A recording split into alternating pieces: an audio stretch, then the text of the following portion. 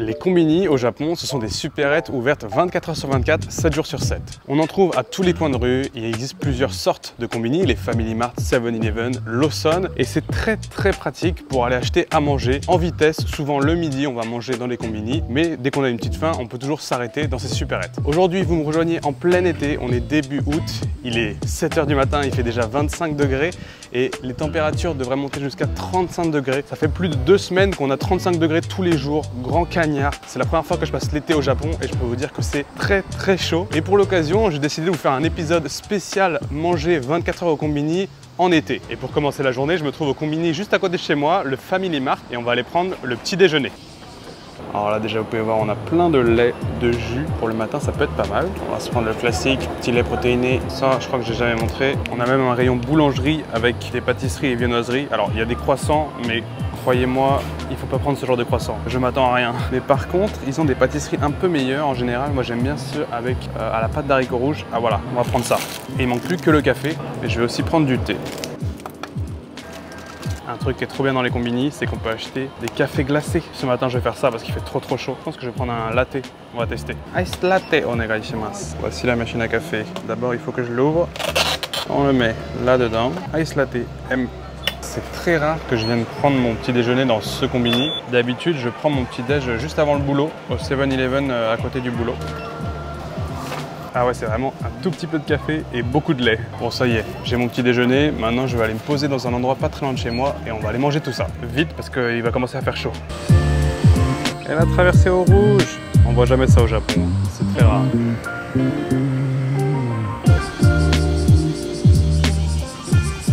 Bon les amis, ça y est, je suis dans le parc juste à côté de chez moi. Est-ce que vous entendez ça ?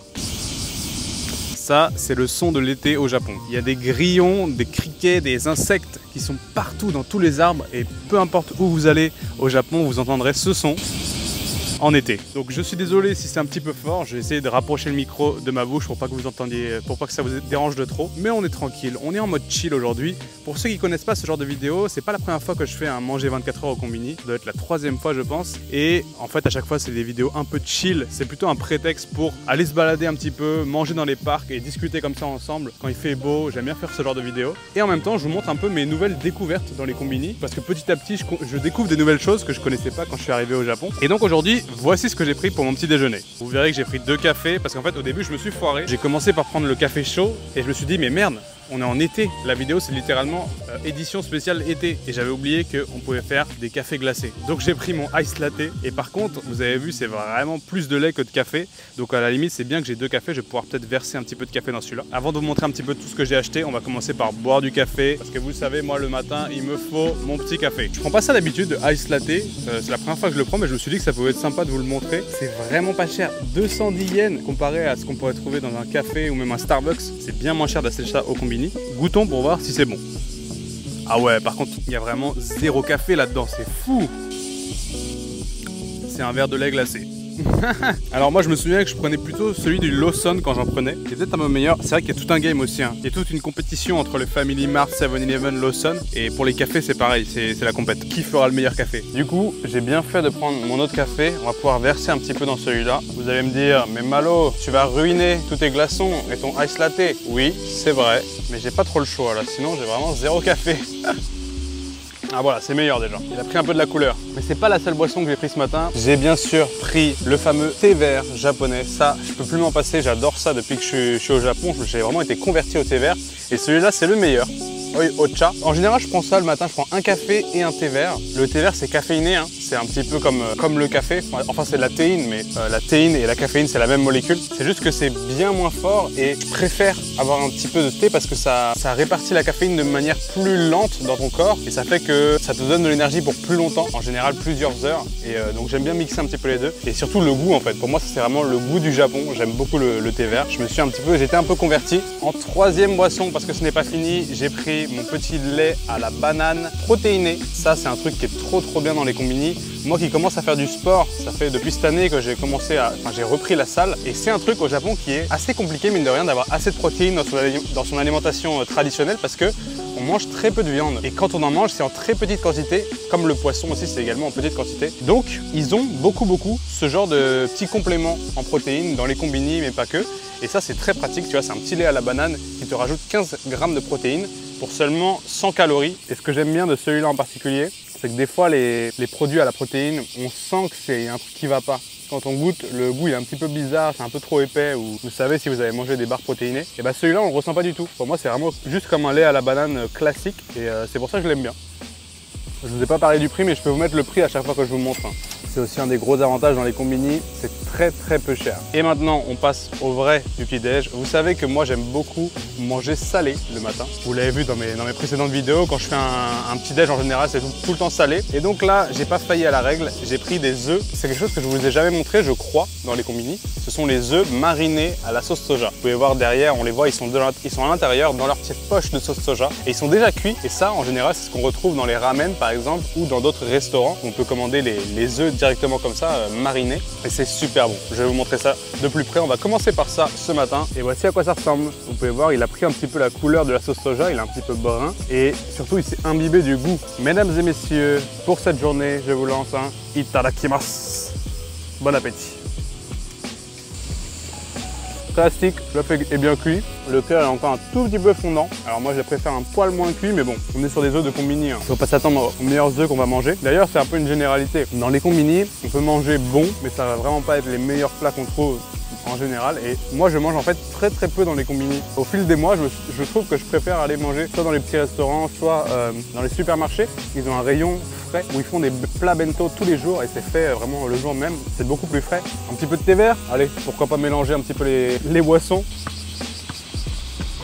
Et enfin, la pièce maîtresse de ce petit déjeuner, les amis, une de mes friandises préférées au Japon que j'ai vraiment découvert quand je suis arrivé ici, c'est ce qu'on appelle le hanpan, le pain à la pâte d'haricots rouges, ou plus précisément la brioche, je devrais appeler ça, parce que c'est pas vraiment un pain. Voilà à quoi ça ressemble, c'est vraiment un petit pain brioché avec quelques petites graines par-dessus que j'aime beaucoup, graines de sésame, et à l'intérieur c'est tout simplement la pâte d'haricots rouges, ce qu'on appelle anko au Japon, et que je vais vous montrer. Alors ça c'est soit on n'aime pas, mais je trouve que les gens ont quand même tendance à aimer. C'est vraiment une sucrerie, et que si on n'aime pas la première fois, à force d'en manger, on finit par aimer. Ça c'est pour moi le truc par lequel commencer si vous n'avez jamais goûté de dessert à la pâte d'haricots rouges, ça va vous convertir.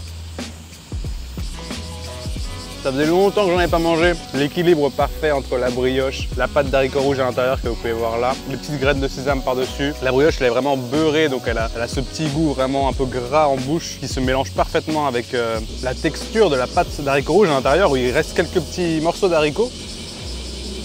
Trop bon ça, meilleur truc du petit-déj.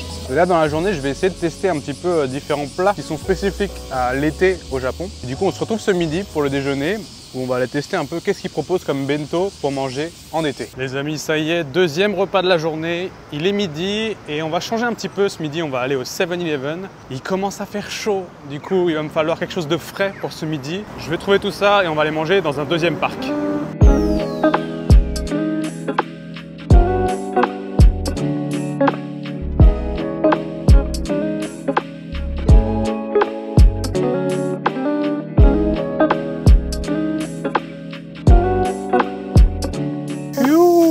Mesdames et messieurs, bienvenue dans mon petit parc à côté de chez moi qui est très sympa. J'étais déjà venu là pour une vidéo mais il y a des mois et là c'est en plein été, ça change. On est en semaine donc il n'y a personne, je suis vraiment tranquille. Alors tranquille si on compte pas le bruit des criquets, des grillons, je sais pas comment ça s'appelle en japonais. C'est tellement fort là, je l'ai dans les oreilles. Je pense que je vais rapprocher le micro de ma bouche. Quoi qu'il en soit, j'ai mon déjeuner, je vais vous montrer tout ça. Qu'est-ce que j'ai pris ce midi? Que des trucs frais. Ça va être parfait. Vraiment là, j'ai trouvé, je pense, le meilleur repas que je peux faire pour le midi. On va commencer par les udon. Les udon, vous savez, c'est les fameuses nouilles japonaises qui sont très épaisses. C'est les nouilles les plus simples qui existent. Simplement de la farine, de l'eau et du sel. Et là, c'est servi dans un bouillon froid. Ça se mange froid, ça peut se manger chaud ou froid et en été on les mange souvent froides. Et c'est tout simple, un petit bouillon à base de sauce soja comme vous pouvez voir, très léger. Un œuf, on appelle ça onsen tamago, c'est la cuisson de l'œuf, vous voyez il est vraiment mi-cuit. Avec ça des petits negi, des oignons japonais et des petites pétales croustillantes qui se rajoutent par-dessus. Je sais pas exactement comment ça s'appelle, c'est peut-être des espèces de cornflakes. C'est pour venir ajouter un petit peu de texture. Et voilà, ça c'est le plat principal, le plat de udon. Mais avec ça, vous avez vu sur le côté, j'ai pris du poulet. Et pas n'importe quel poulet, c'est du poulet de yakitori, c'est-à-dire de brochette. Et ça, on peut l'acheter en petites barquettes comme ça. Il est assaisonné seulement au shio, c'est-à-dire au sel. Mais à côté, j'ai un petit paquet d'épices que je suis venu rajouter par-dessus pour avoir un poulet tout assaisonné. Et moi, je vais le mettre dans mon bol de udon, comme ça on va pouvoir mélanger et ça va être mon plat principal. Oh, là c'est parfait, ça c'est vraiment un plat d'été comme j'aime, les udon en plus c'est vraiment délicieux et c'est la première fois que je goûte celle du combini, j'ai jamais vraiment testé ça donc ça va être une première pour moi, on va goûter ça ensemble. Mais avant, je vais commencer par mon entrée. Oui, j'ai pris une entrée, ces fameux sticks de légumes avec une petite mayonnaise miso par-dessus. Ça c'est un classique dans les combini, vous les trouverez dans tous les combini. Je vous recommande de goûter, bon c'est pas très particulièrement japonais, je pense que ça existe ailleurs, mais moi c'est vraiment un petit classique, surtout l'été quand il fait bien chaud. La sauce mélange mayo miso, donc ça pour le coup c'est vraiment un goût japonais. Un tout petit peu d'épices aussi à l'intérieur. Et en légumes on a quoi? On a du chou, ça c'est dans la cuisine japonaise, on le retrouve partout les amis. Itadakimasu.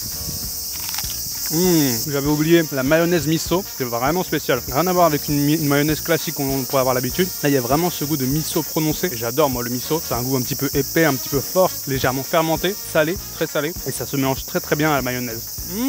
Mais qu'est-ce qu'on a d'autre comme légumes? On a du concombre, qu'on appelle curry en japonais, des petits bâtonnets de carottes et enfin des bâtonnets de daikon, les fameux radis blancs japonais. Si vous avez déjà vu un daikon, c'est énorme, peut-être cette taille et on en vend partout au Japon, on en trouve vraiment partout. Et sous cette forme, c'est très bon. Si je devais donner une note ou un classement pour les meilleurs trucs pour l'été, ça ce serait sur le podium.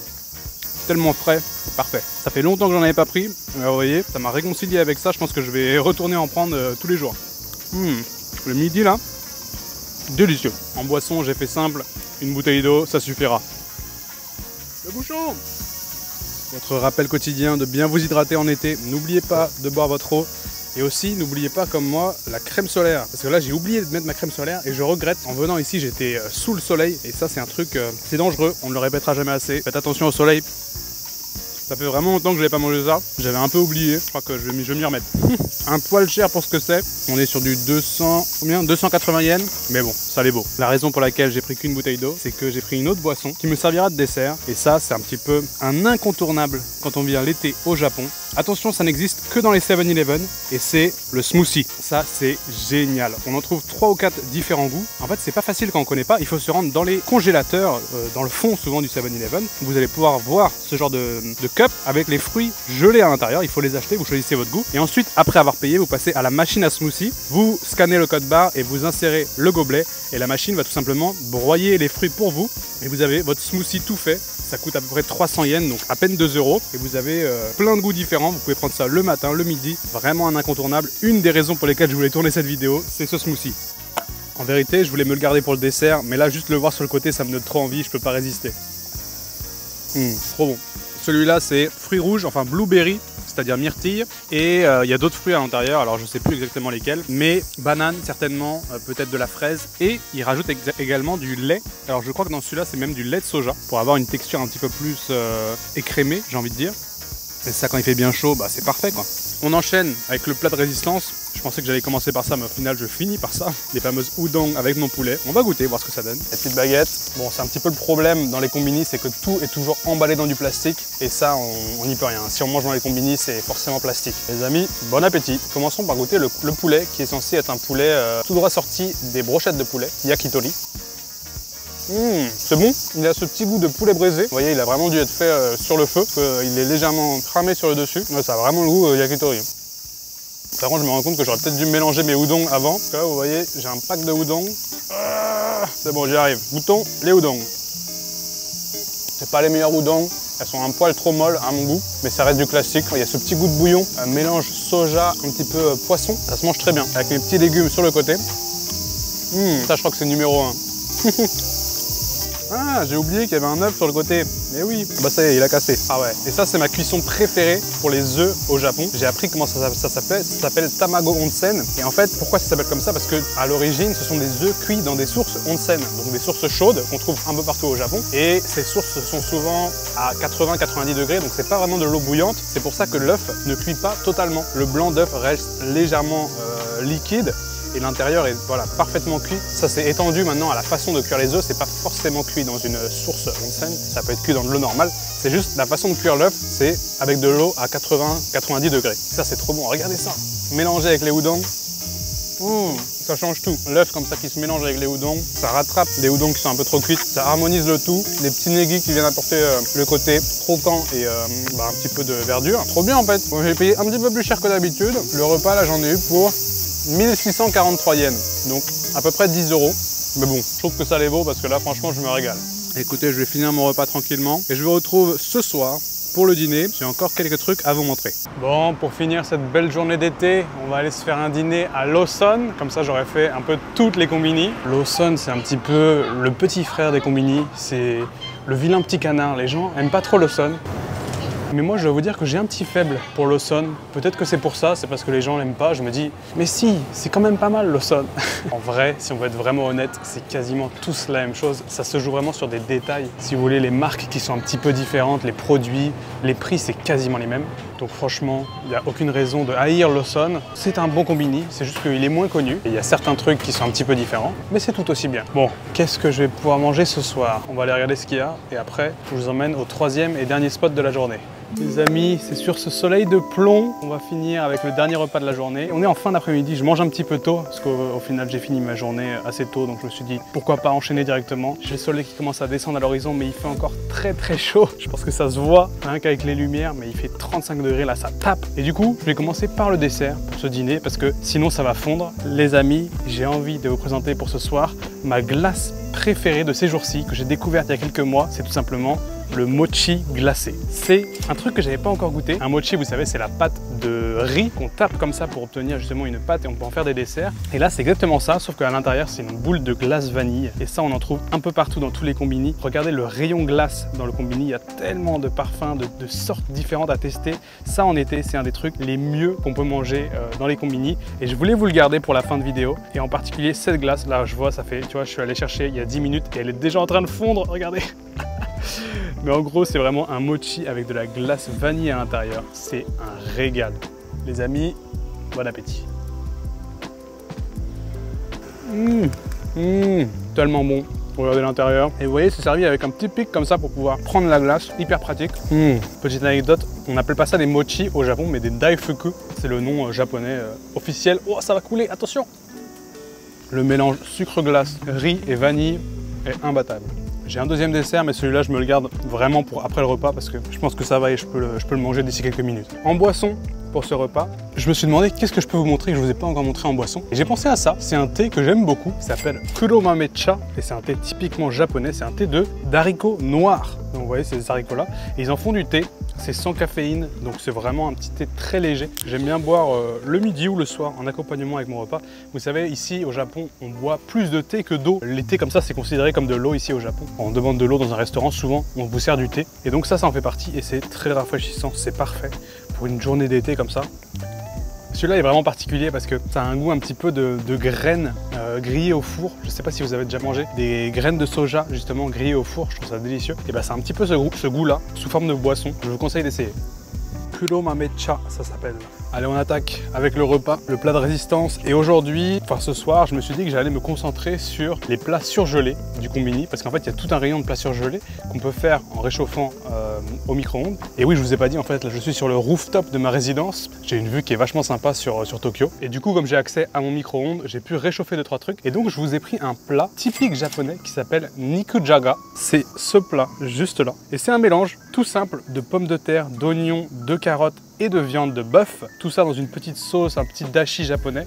Et ça, on en trouve vraiment un peu partout dans les supermarchés, mais il faut chercher. C'est pas le genre de premier plat qu'on mange quand on arrive au Japon, et pourtant c'est hyper basique. C'est vraiment de la nourriture de maison. C'est ce que les Japonais font à la maison. C'est un plat que j'aime beaucoup et que je vous ai jamais montré. Ils en font en plat surgelé, donc on va goûter, voir ce que ça donne. Bien sûr, j'ai apporté mes baguettes. Les amis, itadakimasu. Goûtons voir. J'ai réchauffé ça 2 minutes au micro-ondes. J'espère que c'est assez.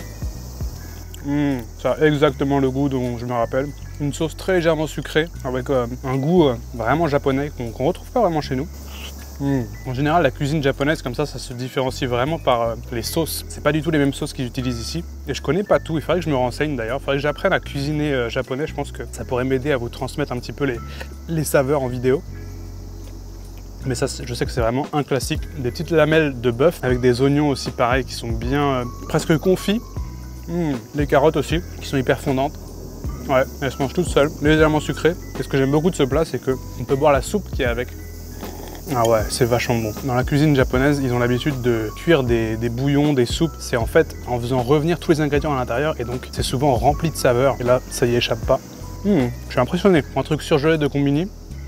Seul point négatif, c'est que c'est cher pour la taille. Vraiment une toute petite portion là, on a une demi-portion quoi. Je sais plus exactement comment ça coûtait, mais je vous mets le prix juste ici, un peu cher. J'ai voulu prendre un deuxième truc surgelé et je me suis laissé tenter par des cheese tartes. C'est un truc qui a attiré mon attention. Et du coup, j'en avais deux. Et je m'en suis fait une, ça ressemble à ça. Pareil, ça, il disait qu'il n'y avait pas besoin de le mettre au micro-ondes, il fallait juste le sortir 1 ou 2 heures du frigo. Mais bon, moi je viens de l'acheter, donc je l'ai passé 1 minute au micro-ondes, ça a explosé.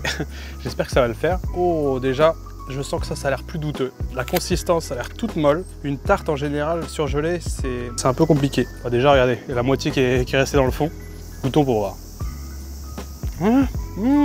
C'est bon, mais c'est un dessert. C'est pas du tout ce à quoi je pensais. Là, c'est la version sucrée. Je sais pas pourquoi ils appellent ça cheese tart. Peut-être parce que cheesecake, mais moi, j'ai toujours du mal au Japon. Quand ils disent cheese, la plupart du temps, c'est des trucs sucrés. Alors que nous, quand on pense au fromage, on pense à du salé. Et en fait, c'est un dessert. C'est une tarte. Alors c'est bon par contre, hein. Je suis assez surpris. La tarte est surprenamment bonne, mais c'est pas du tout ce à quoi je m'attendais. Ça passe très bien. Alors, franchement, je me régale. J'avais déjà tourné une vidéo ici sur ce rooftop il y a presque 1 an maintenant. C'était il y a 10 mois, en octobre dernier, quand je venais d'arriver au Japon. Et en fait, je venais d'arriver pour 1 an en visa vacances-travail. C'est un visa qu'on peut prendre pour venir au Japon pendant 1 an, travailler et voyager un petit peu. Et quand je suis venu l'année dernière, j'avais pas trop de plans plus que ça. Je savais pas si j'allais rester plus longtemps ou pas. Je m'étais dit, bah vas-y, je pars pour 1 an et puis on verra ce que ça donne, 1 an au Japon. Et au final, si vous avez suivi sur la chaîne Ici Japon Corp, où j'en avais parlé dans une de mes dernières vidéos, je viens d'obtenir mon visa de travail au Japon parce que je travaille à côté de ces vidéos, je travaille à Ici Japon. Et donc j'ai obtenu mon visa de travail pour 1 an. Donc je vais pouvoir m'installer ici au Japon et rester plus longtemps. C'est vraiment cool parce que ça veut dire que je peux m'installer maintenant plus sérieusement. C'est pas juste un voyage de 1 an, là vraiment je m'installe à Tokyo. Et du coup j'ai plein de projets assez excitants pour cette chaîne YouTube. J'aimerais bien en fait partir un petit peu plus loin de Tokyo, explorer le Japon. Et c'est ce que je vais faire dans les semaines à venir et dans les mois qui viennent. Je vais partir vous montrer un peu les spécialités culinaires de tout le Japon, de toutes les régions. On va voyager du sud jusqu'au nord et dans l'année qui vient, j'aimerais bien tester un peu toutes les spécialités régionales qui existent. Ça nous permettra de découvrir un petit peu la campagne japonaise, bien sûr la cuisine et les cultures différentes, mais aussi les paysages et puis ça change un peu aussi les formats de vidéos. Donc si ça vous intéresse, n'hésitez pas à vous abonner. C'est vrai que je le dis pas souvent, mais il y a plein de très beaux projets qui arrivent prochainement sur cette chaîne YouTube. Mais c'est pas fini pour aujourd'hui les amis, il me reste encore un dessert. Regardez, quand j'ai vu ça au rayon surgelé, j'étais obligé de tester, j'ai trouvé des macarons. Alors la présentation est pas mal, mais je sais que souvent les macarons par ici, c'est pas les meilleurs. Je vais goûter celui-ci, qui est soit à la pistache, soit au matcha, et on va voir si c'est aussi bon que les macarons qu'on a en France. Les amis, à la vôtre. Alors, le fait que j'arrive même pas à savoir si c'est de la pistache ou du matcha vous dit à quel point il a aucun goût. C'est le macaron le plus inintéressant que j'ai mangé de ma vie. Ah ouais, non. Ouais, bah écoutez, c'est un gros non, hein. Les macarons, c'est vraiment meilleur en France. Tu m'étonnes que les Japonais, ils adorent manger des macarons à la durée, etc. quand ils partent en France. Ça n'a tellement rien à voir. En tout cas, voilà, c'en est fini pour cette vidéo. J'espère qu'elle vous aura plu. Comme je vous ai dit, c'est un petit peu des vidéos détente. Quand je mange dans les combini toute la journée, c'est des vidéos qui, pour moi, me demandent extrêmement peu de préparation. Et cette semaine, je me suis retrouvé un petit peu contraint de faire cette vidéo parce que je suis tombé à court de temps. Voilà, tout simplement. D'habitude, j'essaie de préparer la vidéo, les restaurants dans lesquels je vais vous emmener. Mais ces vidéos, c'est aussi un petit peu un prétexte pour partir me balader autour de chez moi, discuter comme ça un petit peu entre nous, être tranquille et vous voyez, ça me permet aussi de vous donner des nouvelles. Je me dis pourquoi pas faire ça une fois tous les 3 mois, ça change de temps en temps, on peut papoter un petit peu plus au calme sans forcément avoir de deadline ou de trucs à aller faire à droite à gauche comme dans mes autres vidéos. Quoi qu'il en soit, j'ai des très beaux projets qui arrivent, donc je vous parlais tout à l'heure des voyages et d'ici quelques semaines je vais partir. Mon téléphone a décidé de s'arrêter à cause de la chaleur, regardez. Quand je vous disais qu'il faisait très chaud, c'est pas des conneries. Quoi qu'il en soit, j'avais presque fini, je disais juste qu'il y a pas mal de vidéos sympas qui vont arriver dans les prochaines semaines. Restez attentifs, je vous remercie d'avoir regardé cette vidéo, j'espère qu'elle vous aura plu. Comme d'habitude, je vous dis à samedi prochain pour une nouvelle vidéo. D'ici là, portez-vous bien et ciao!